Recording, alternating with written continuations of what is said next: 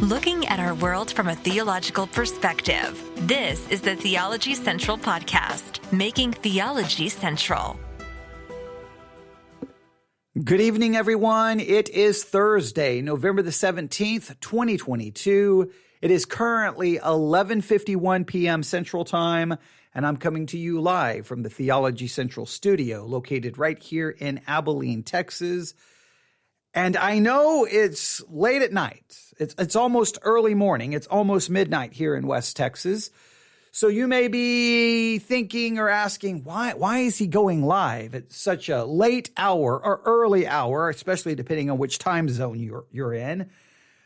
Well, I cannot speak for you. I say that all the time because I can't. I can only speak for me.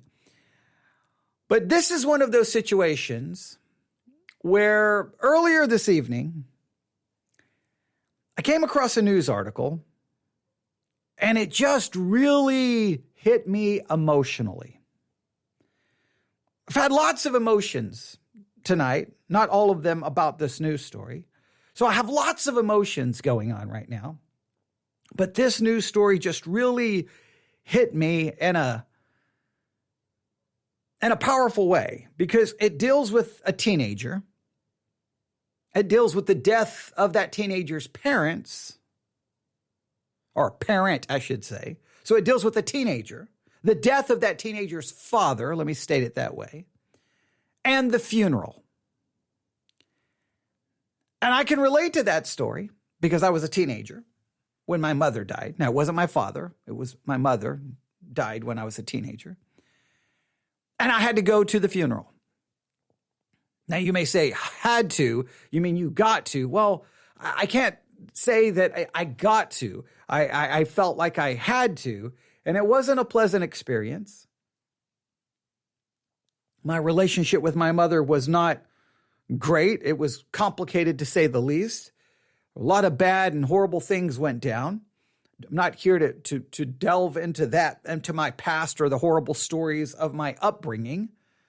But I can relate to a teenager whose parent has died and they're at the funeral and maybe things weren't so well, things weren't so great. Maybe things weren't so good with that parent.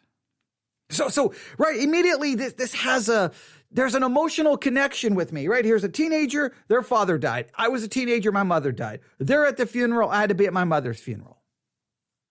And obviously for this teenager, and for me, there was a lot of emotions. There was a lot of things that you wanted to say. So here's the question.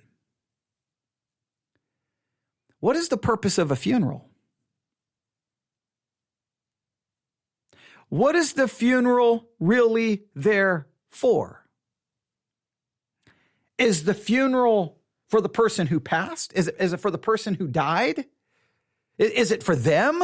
Is it a way to show respect to them, honor to them? In other words, the focus of the funeral, is it about them? Is it really about them? What's the purpose of the funeral? If I said sermon, I apologize. What's the purpose of the funeral? So I think some people believe the purpose of the funeral is, well, preach a sermon. Is the purpose of the funeral a sermon? Some Christians say the purpose of the funeral is evangelization, evangelize. Some people say the purpose of the funeral is a celebration. Yes, we're sad. Yeah, but let's celebrate this person's life. Some people say the purpose of the funeral is to honor the person who has died. Show them some kind of respect. That whatever you're feeling, you set it aside to show respect. Others would say the purpose of the funeral is not for the person who died. It's not for celebration. It's not for evangelization. It's for the people left behind, the people still alive. It's for them to grieve. It's for them to process the loss. It's for them to move forward. What is the purpose of a funeral? I think that's a very important question. And I think if I was to do a survey, I would get all kinds of different answers.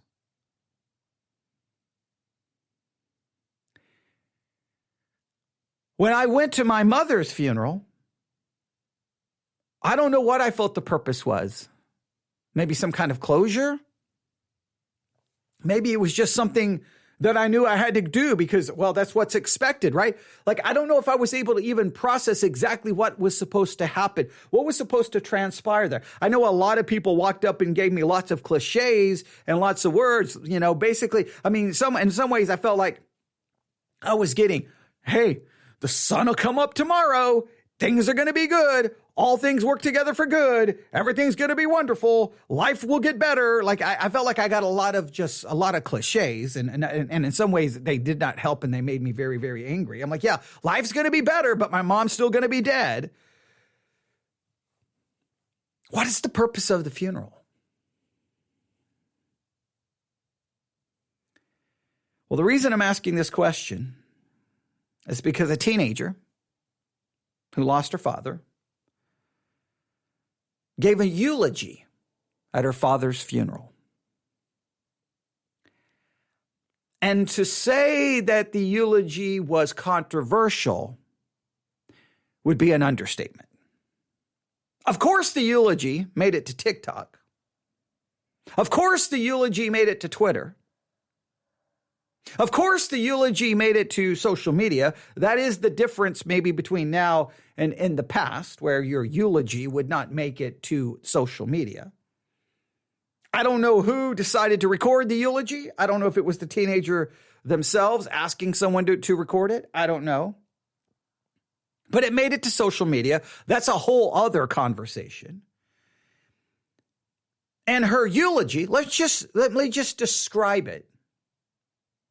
Let me just describe it the way the news story describes it. I'm going to use their headline, right?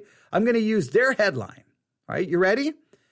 Teen's eulogy to racist, misogynistic, xenophobic, Trump-loving father at his funeral goes viral.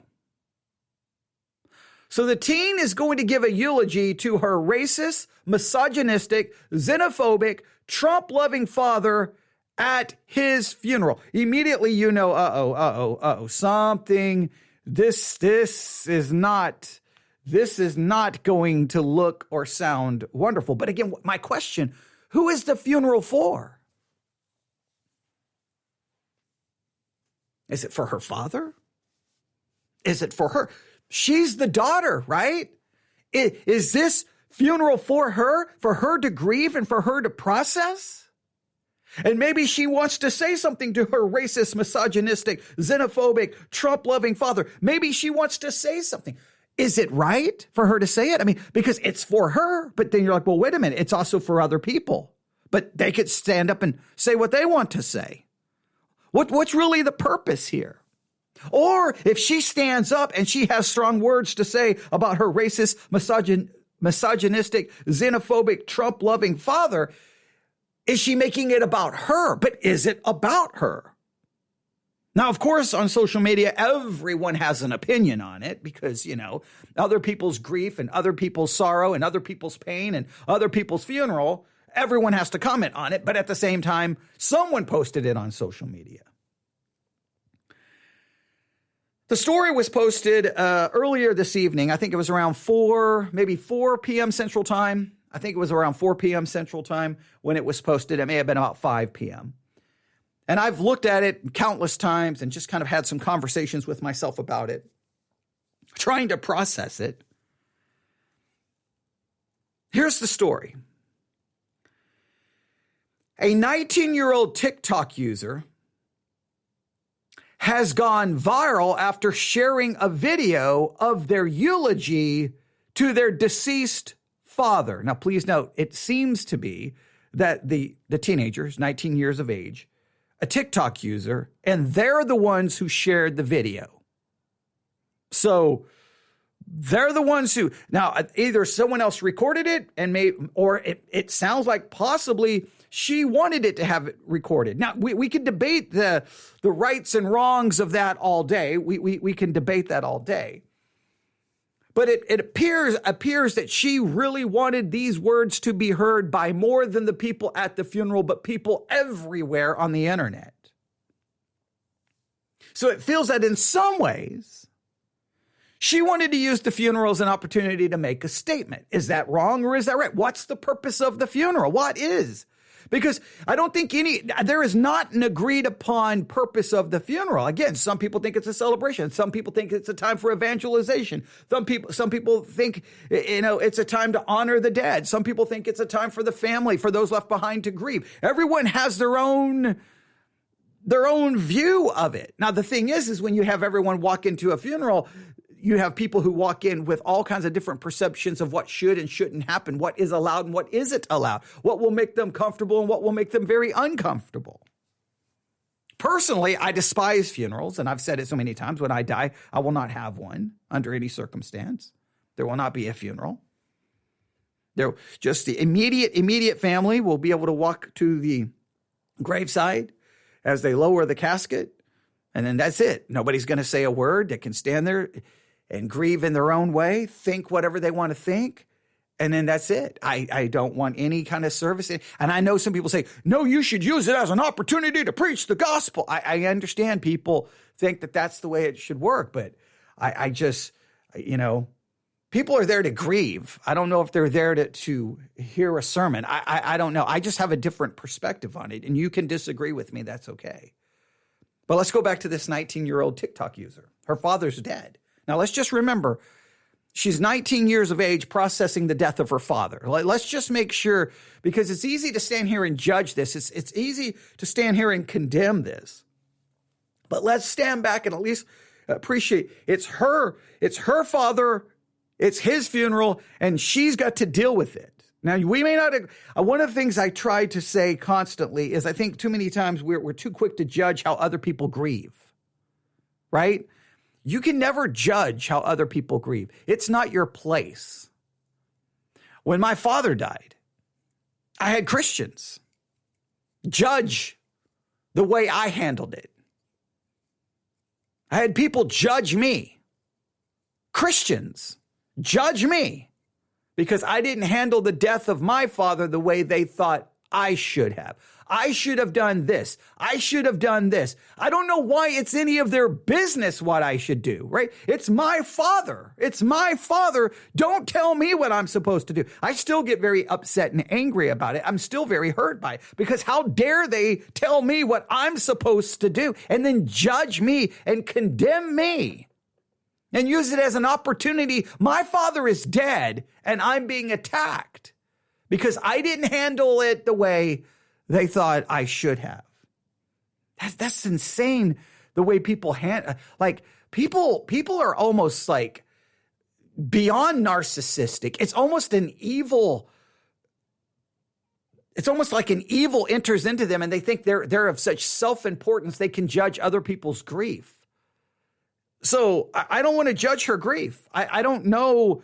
I just know that she's the one who made it public. So I think it's fair to comment on. I'm just trying to use the story to process, what is the funeral really for? Do we really know? But here's what happened. A 19-year-old TikTok user has gone viral after sharing a video of their eulogy to their deceased father at his funeral, in which the teenager calls her father she's standing there giving the eulogy. She calls him a racist, a misogynistic, xenophobic, Trump-loving man. And she's not saying that in a, yay, he was racist. Yay, he was misogynistic. Yay, he was xenophobic. Yay, he was Trump-loving. Oh, no, she seems to be saying it in a very negative way. The user, and then they give her TikTok handle and all of that. I'm not gonna go back through and go through all of that information. But the user is a self-described. They self-describe themselves. So this is the TikToker, the way they describe themselves as a black supremacist, and they describe themselves on their TikTok bio that way. So this teenager, 19 years of age, who describes himself as a black supremacist, who uses the pronouns they and them, has received widespread backlash after their viral video was reposted to Twitter by controversial conservative account Libs of TikTok on Tuesday. Now, okay, so you have a conservative website who obviously wants to expose what they believe is the craziness of liberals. So they take this person's eulogy and then post it out, and of course, everyone then loses their minds. Now, I'm torn here. I'm conflicted here. I'm conflicted. On one hand, it's someone's eulogy. So can we just leave it alone? Like if we're going to attack liberals, if we're going to attack conservatives, can we leave what they say at their father's funeral, when they're giving the eulogy at their father's funeral? Can we just maybe leave that alone? Is that off limits? Or we're like, nope, they said it, we're going to use it. On the other hand, she's the one who posted it on TikTok. At the same time, it's her TikTok account and it's her father's funeral and it's her eulogy. But at the same time, once you post it out there, anyone else can grab it. That's the conflicting part I have about the story. Like, should this conservative site who wants to obviously expose liberals, should they have reposted it? I don't know. Because to me, someone's grief, someone's pain is not my opportunity to make political points or even theological points. See, some people would want to use it, go, see, that's a black supremacist, and they use the they and them pronouns. See, they're so confused, and use it to attack the person. I don't want to attack the person. It's a 19-year-old who lost their father. See, I told you there's a lot of conflicting emotions with this story. But see, that's the problem. You posted it on social media. So you opened yourself to it. But at the same time, can't you post whatever you want on social media? The story continues.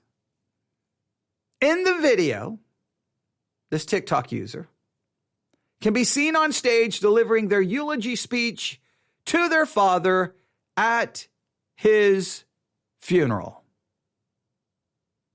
It begins with, "Dad, please know that while I'm grateful," and I'm going to stop right there because I'm going to play it for you.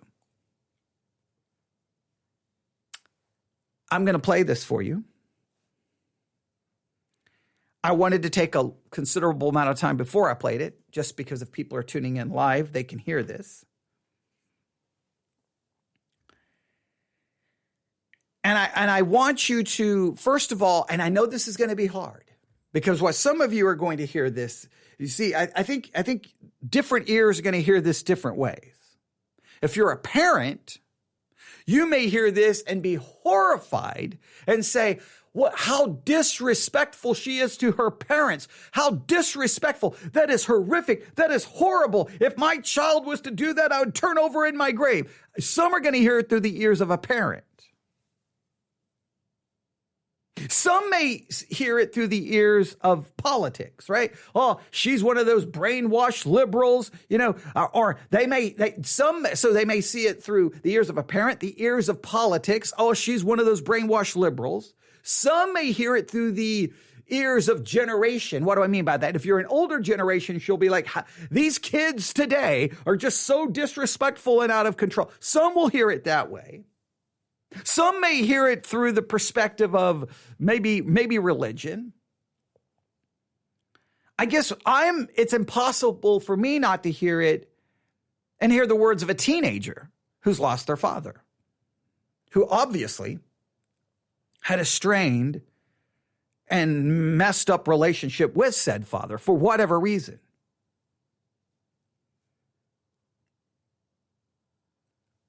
Now, you could ask yourself lots of questions. Why was she speaking? Who came up with the idea for her to speak? Did she demand that she could speak? And is this just her way of grieving, or is this her way of trying to make a statement? Did she decide to use her father's funeral as an opportunity to make a statement about things she believes is important for the culture to be faced with? I don't know. I mean, there's lots of questions here. But since it's all over social media, it's already gone viral. It's all over the news. I've got multiple news articles dealing with it. So this is not like I'm finding someone's private eulogy and wanting to. The reason I'm even discussing this is because it's all over the place. But I'm going to play it now. The phone that recorded the eulogy is clearly further back in the room. In other words, she did not record she didn't walk up to the platform and place the phone down and record it that way where it's close to her. Obviously someone else was recording it and it's far away. I amplified the audio and I cranked it all the way up to 100 here. But you are going to have to listen carefully. And what I'll do is I will read the words after as well, or the words that are recorded at least in the news article. Now, this is obviously not the entire eulogy. This is 1 minute and 13 seconds of it. And this is the minute and 13 seconds that seems to be going viral. All right. So that is a little unfortunate. I think a lot of people on social media was asking for the full eulogy so that we could get some kind of context. But this is the part everyone is talking about. So listen carefully. A 19-year-old giving a eulogy. Her father has passed. And somewhere in the eulogy, she uses these words. This is, I think, close to the end, because I think at the end of the video, she walks off. I think she walks away at the end of this. So this may be like the grand conclusion of it. I don't know if it's how much time she was given. Maybe she knew she was going to be given a short amount of time. There's still lots of questions we have about it, but here we go. But Dad, please know that while I am grateful and highly aware of all that you've given this family, I still don't miss you. When you died, I felt like there was a hole. I missed something, but it wasn't you. It was the idea of what you could become. I missed being able to hope and wish that one day you'd turn a corner and see the world from my perspective. I missed the idea that one day you might help me fight for the things that matter. I missed my fantasy of you. Because when you died, it solidified the fact that you'll never be what you could have been, but only what you are. And what you are is a racist, misogynistic, xenophobic, Trump-loving, cis-straight white man. That is all you will ever be to me. And Dad, before you tell me to respect the dead, please remember that you disrespected and disregarded the lives and deaths of entire communities of people with your ideology. You told me to never back down, so I won't. You know for a fact that even against you, I'm not afraid to share my peace. You are everything I aspire not to be, and I refuse to stand up here and sing the praises of a man who was the paradigm of white supremacy. So I'll take your racist mindset, I'll take your money, and I'll take your advice. And I swear to God I will make this world a better place. Not at all because of you, but in exact opposition to you. Thank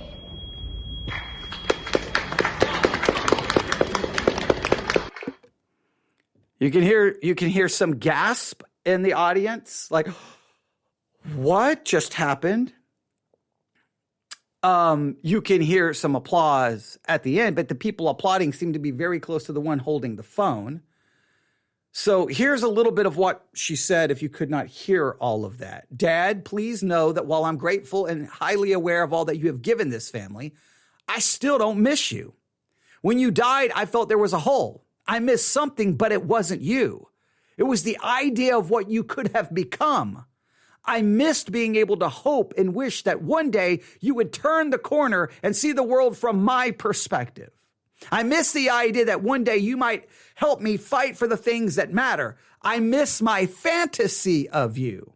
Because when you died, it solidified the fact that you'll never be what you could have been, but only what you are. And what you are is a racist, misogynistic, xenophobic, Trump-loving, cis-straight white man. That is all you will ever be to me. You are everything I aspire not to be.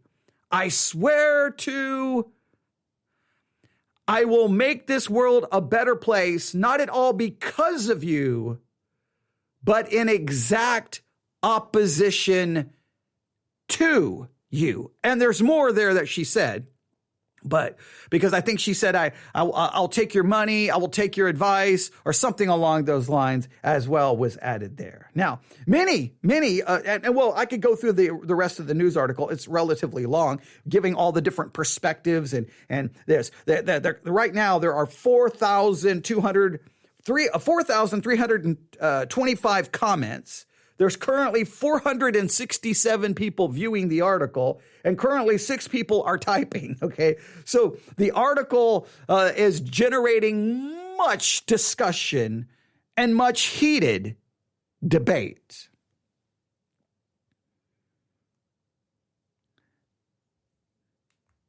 How do you process this?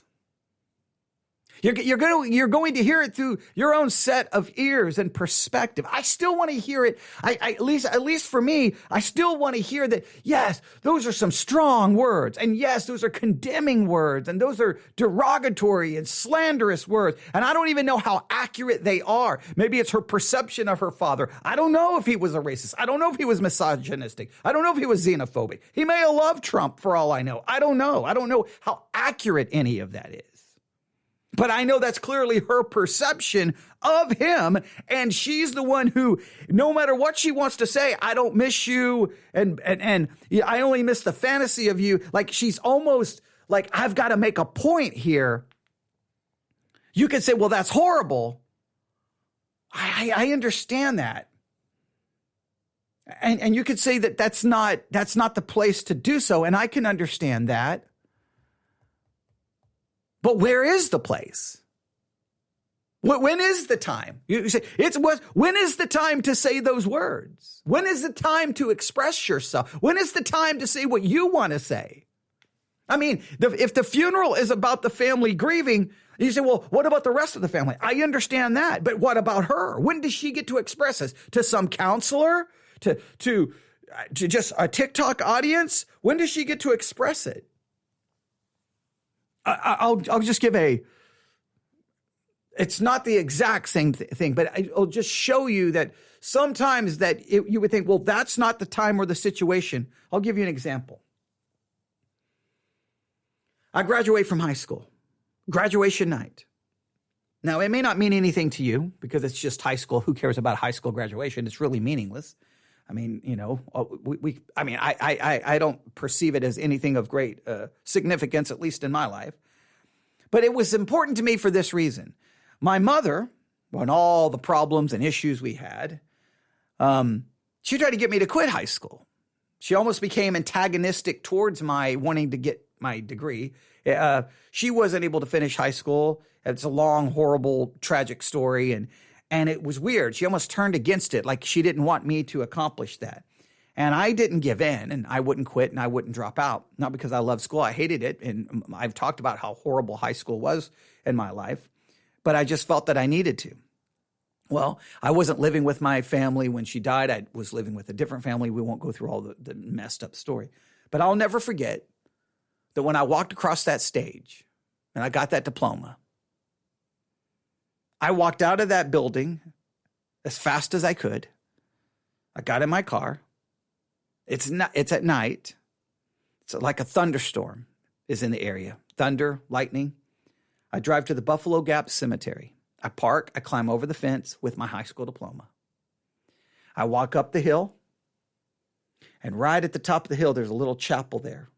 It's got a roof and some stained glass windows. There's no doors. It's just got a bench inside. And it's right across from where my mother's grave is. So I go right up almost to the chapel. I stand there for a moment. I'm trying to gather myself. I'm trying to get my emotions. Then I walk directly to my mother's grave. And I take my high school diploma and I throw it at the headstone and said, there you go. You could not stop me. You did not stop me. I did it. Now, you could say, well, that's ridiculous. It was your graduation night. You should have been doing something else. But, well, for me, I needed to have that conversation. Now, I don't know. I don't want to say what her motives were or weren't. Now, in fact, I'm going to look here really quick. I don't think the article ever truly expresses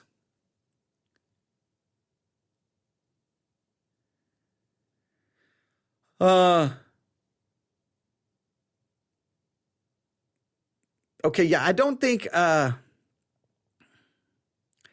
don't think it ever I don't think it ever really gives her perspective. So I don't know. I mean, I haven't looked up her TikTok account to see if she's offered her reasons for it. I don't know. If she has, she's probably dealing with the backlash right now. Everyone else has an opinion on it. Everyone in the world has an opinion on it. Like right now, I mean, there's like 500 people looking at the article right now in real time. And there was, 6 people already typing their comments. If I looked again, it'd probably be 30. Everyone has their opinions on it. So it would be wrong for me to judge her motives. It would be wrong for me to say, how dare you? But if those words express, and I'm stressing if, please hear me. If those words are if those words express pain and bitterness and hurt and anger,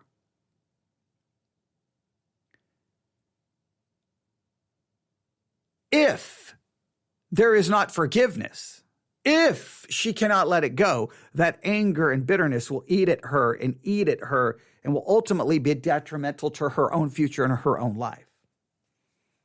It will not be a good thing. It will not be a good thing. It will not be a good thing. There has to be some forgiveness. Just there has to be. If it's not anger and bitterness, it's just an absolute loathing and hate and hating everything her father stood for. Let's say he was truly racist, truly misogynistic, truly xenophobic, truly a Trump-loving man, or however she phrased it. And she loathes everything that is. And all she wanted to do was sit there and make an ideological statement. Then that's a little crass. And there I have because if it's coming from deep-rooted pain and anger, and she's the daughter, and it's her father's funeral, I will defend her right to express that pain, even though it makes everyone else uncomfortable. Put it this way: when my father died and my mother died, no one was going to give me an opportunity to speak. I guarantee you that. No one. No, supposedly,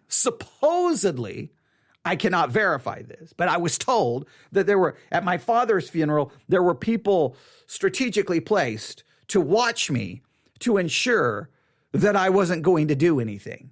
That there were almost like security. They had men ready to go to stop me from doing anything. I cannot verify that. It's the most ridiculous thing I've ever heard in my life, but supposedly.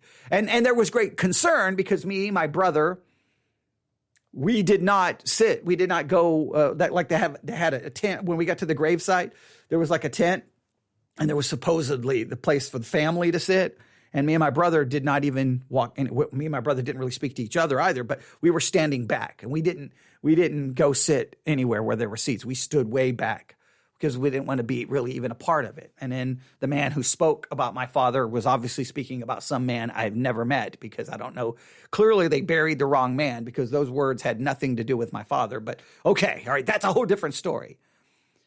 But so clearly I wouldn't have been allowed. So I wasn't able to express any of my anger, any of my grief. And I'm not saying that that's always the right place. It really depends on what you view the funeral is for. What is the funeral for? What is it for? Who is it for?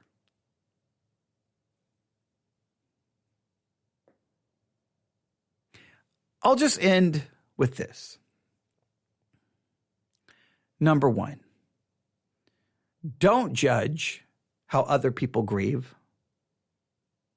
Don't judge how other people process grief. Don't tell them how to grieve. Let them grieve in their own way, in their own time. Oh, yes, if it becomes self-destructive or it becomes detrimental to one's well-being, you may have to step in. But you got to give people some time to process it. You got to give people, I don't care what you think. You're not the expert. I don't care what you think. I don't care how many degrees you may have. You can't speak for someone else when it comes to grieving. You don't know their story. And even if you think you know their story, you don't feel their story because you're not them. Let them grieve. Let them feel. Let them hurt. Don't judge it. We can't do that. No one benefits from that. So number one, don't judge how other people grieve. Number two, I think it's important. When you die or before you die, let people know what your perspective of the funeral is. Do you want to be remembered? I think my daughter's already given us instructions on how her funeral should work. We have to we have to play Broadway musical tunes, and we have to laugh, and I think there has to be a dance routine, and then everyone has to say wonderful things about her, and there's going to be like pictures of her and like a slideshow. It's going to be a big presentation. It's all going to be about her, right? She wants to be the center of it, right? Now, maybe a little bit of her being a little bit of exaggerating, but that's very much her personality. Some people want it that way. Personally, I would be like, it's not about me. I'm dead. I'm gone. If I believe if Christianity is true, and I believe Christianity is true, I'm in heaven. I'm in the presence of my Savior, my Creator. I don't know if I'm even worried or concerned about what's happening at my funeral at that moment. I don't even know how I would process it in that position. So it's for you. It's for those left behind. I don't want people saying things that are not true about me, right? I don't want people to stand there and say, he was a godly man, because I'm a sinner. I don't want people to say that I was a great father, because I don't think I was. I don't want people to say I was a great anything. I think I've never been really great at much. And the things I was great at probably were not that significant. All the life I spent in the club, I would say I was a great dancer. Okay, great. That's wonderful. You said, but how about, do you want to be called a great preacher? I was just a sinner trying to figure out the Bible. That's all I was. How about a great podcaster? I was just a sinner in front of a microphone trying to live out my Christian life in a way in front of a microphone with all of my failures and my ups and my downs and my sins. And I hope somehow in everything I did and said, I told the story of a sinner trying to figure out the Christianity. I don't want to be something that I'm not, because I don't know. But if some people want to just remember the good things, who am I to say that that's wrong? Because maybe that's their way of grieving. But I think it's good for you. I think it's good for us. In a roundabout way, I think I'm going to change number two. I think number one is we don't judge people's grieving. I think number two, what we really do, we need to release people before we die. And when I say release them, you say whatever you need to say at my funeral, whether it's negative, whether it's positive. You can totally destroy me and rip me into shreds and tell everyone the piece of garbage that I am. And if you need a list of sins that you're not aware of, I'll give them to you. I want people to be released so that they can do what they need to do, so that they can move forward, because I'm dead.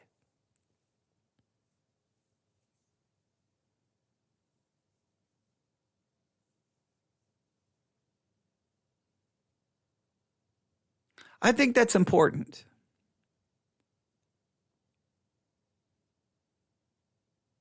Oh, I could probably give some more pointers, but do we really care at this point? Probably not. It's 39 minutes into this. You probably don't even care anymore. 19-year-old gives a eulogy at her father's funeral. She tells everyone her dad was a racist, was misogynistic, was a xenophobic, was a Trump lover, a cis, straight white man. That he never became what she hoped he would be. He never came around to her perspective. I mean, there is a little bit of definitely self-centeredness in her words, but okay. Again, who am I to judge, because I don't understand everything that happened. And she clearly was bothered by it and upset by it and felt that this was the time to express it.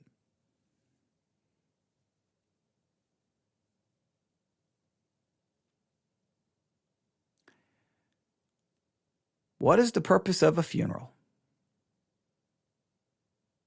You can contact me at newsif@yahoo.com, newsif@yahoo.com, newsif@yahoo.com, and I'll end the show by playing the 1 minute and 13 seconds of her eulogy one more time. But Dad, please know that while I am grateful and highly aware of all that you've given this family, I still don't miss you. When you died, I felt like there was a hole. I missed something, but it wasn't you. It was the idea of what you could become. I missed being able to hope and wish that one day you'd turn a corner and see the world from my perspective. I missed the idea that one day you might help me fight for the things that matter. I missed my fantasy of you. Because when you died, it solidified the fact that you'll never be what you could have been, but only what you are. And what you are is a racist, misogynistic, xenophobic, Trump-loving, cis-straight white man. That is all you will ever be to me. And Dad, before you tell me to respect the dead, please remember that you disrespected and disregarded the lives and deaths of entire communities of people with your ideology. You told me to never back down, so I won't. You know for a fact that even against you, I'm not afraid to share my peace. You are everything I aspire not to be, and I refuse to stand up here and sing the praises of a man who was the paradigm of white supremacy. So I'll take your racist mindset, I'll take your money, and I'll take your advice. And I swear to God I will make this world a better place, not at all because of you, but in exact opposition to you.